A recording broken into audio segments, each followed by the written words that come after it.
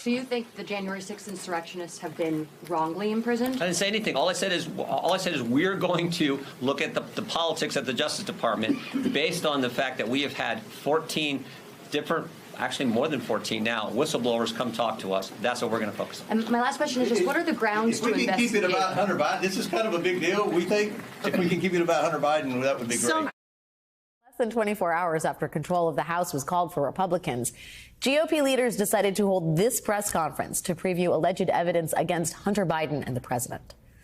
The two men poised to take over the House Oversight and Judiciary Committees in January telegraphed exactly where their attention will be laser focused going forward on fantasy investigations that target Joe Biden, his family, and the Democrats.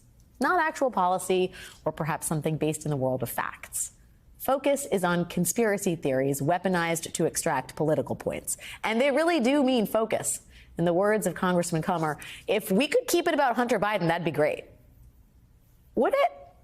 This is the direction of the Republican Party. So it should come as no surprise that when Speaker Pelosi reflected on her decades-long tenure on the House floor today, the man expecting to become the next speaker, he was absent. Kevin McCarthy told reporters he couldn't make it because he was taking meetings.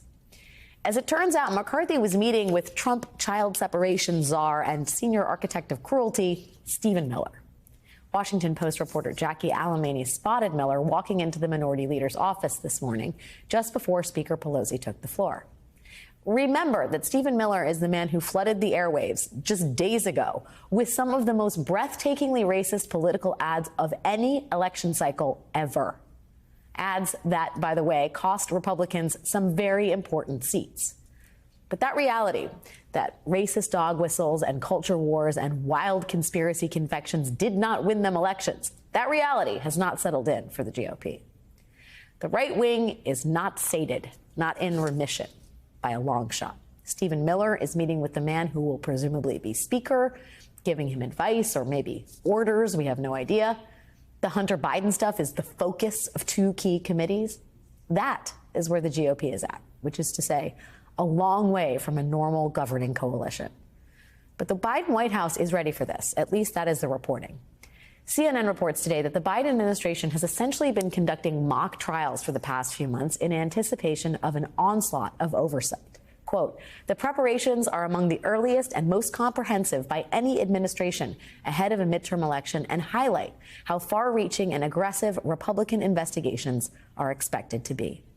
Joining me now is Ben Rhodes, former Deputy National Security Advisor for President Obama, and a man who knows well what it is like to be the object of insane Republican investigations. Ben, It's great to see you in person. Good to see you, Alex.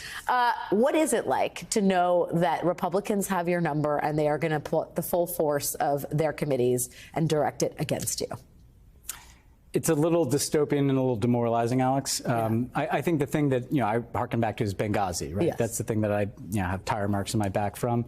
And the reality there is what happened when the Republicans, had control of the House is they did 7 investigations in 2012, 2013. And you thought when those investigations didn't find anything, oh, the truth and the facts are out, now we can move on. No. Then they started a select committee, and that continued. And I, frankly, didn't end up appearing in front of one of their Benghazi committees until I think the last year of the Obama administration, 4 years after the Benghazi attacks. The point being, they never stop. And it doesn't matter what the facts are or what the truth is. They just want to continue the show. The show is the only thing they care about. I mean, it bears mentioning that you had a job, an important job as a national security advisor, as this is all unfolding, right? And you are tasked with dealing with some very high-level negotiations as you're defending your career in Congress. What is that balance like? It's hard, and one of the biggest challenges for a White House is to limit the amount of bandwidth and stress and fatigue that is put on people who are subjects of oversight. You have to do multiple things at once. You have to figure out how to keep doing your job while taking this seriously. You also have to figure out how to have a message where, yes, you're answering questions, you're appearing if you need to before a committee, but you're calling it out. You're describing for people, this is what they are doing. They are trying to distract you from the issues that matter in your life to put on a show for whatever audience they're appealing to, because they don't care about the people who are watching this show. They don't care about the people in the middle who who voted against Republicans in a lot of key elections. They care about who's watching Fox News. They care about who's reading Breitbart, who's getting clicks in far-right media. That's their audience. And they're living in a totally alternative universe to the one where you're showing up at the White House every day and doing your job. What does the White House do? You sort of briefly mentioned some of the things that the White House aimed to do when you were dealing with Benghazi. But like, we had this reporting that the White House, the Biden White House, well ahead of November 8th, was sort of preparing, lining up whatever resources they have. What is that? I mean, do you have a sense of what that might be, and what kind of resources were allocated towards you that could have been increased, not as a criticism, but just as a kind of reality preparation for what's happening come next year? Well, in terms of preparations, you know, what are the universe of documents that these people are going to be looking for? How can we anticipate that?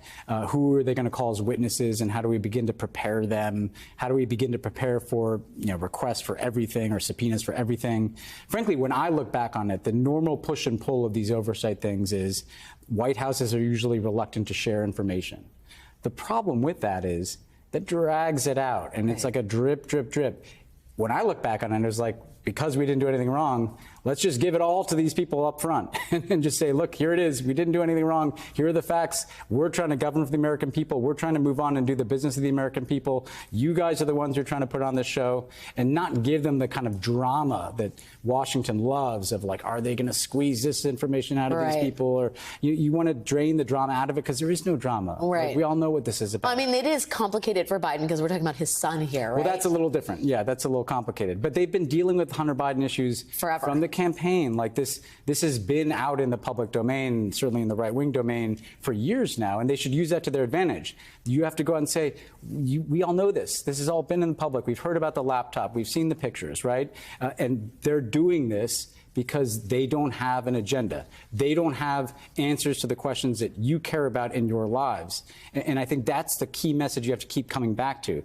This is a distraction. Describe for people what they're doing and why they're doing it. And they're doing it because they don't have an answer as to how they govern. And I think that that's something worth talking about, right? This isn't just politics as usual. This is, you know, you've written about this in your best-selling books about the slide towards autocracy and fascism and the embrace of anti-democratic principles. And when you look at what the GOP is quite clearly telling the American public it's going to do when they have power in the lower chamber, it's not the job of governing. It's not even the sort of normal behaviors of a political party. It's something else based fundamentally in lies. And I wonder what that tells you about the state of affairs in American politics as it concerns a broader slide towards the darkness.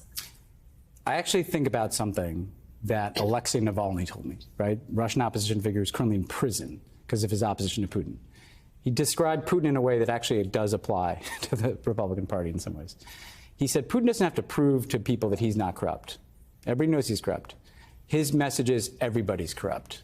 You don't have to you don't have to convince people of your virtue. The Republican Party today, it's a strategy of cynicism and voter apathy in a way. Look, everybody's corrupt. You know, Hunter Biden, see, like, we may have our problems on the Republican side. Donald Trump and his kids may be totally corrupt and making deals with the Saudis, but look, Hunter Biden's corrupt too. And look, politics is just so ugly that it demoralizes people. It turns them off. It makes them not want to participate in politics because it looks so ridiculous. You don't want to run for office. You don't want to vote for people running for office. And what you have to combat is that cynicism that, no, this does matter. And what these people are doing has real negative consequences for your lives because it's obstructing government from doing the things that you need them to do to keep you safe, to address inflation, to address all of these issues. And I think you have to realize it is a strategy of cynicism. Yeah. And you have to somehow combat that. Strategy of cynicism with incredibly nefarious goals. Yes. Ben Rhodes, former Deputy National Security Advisor to President Obama, man who sat in the hot seat for many, many months on end. Thanks for being here, my friend. Thanks, Alex.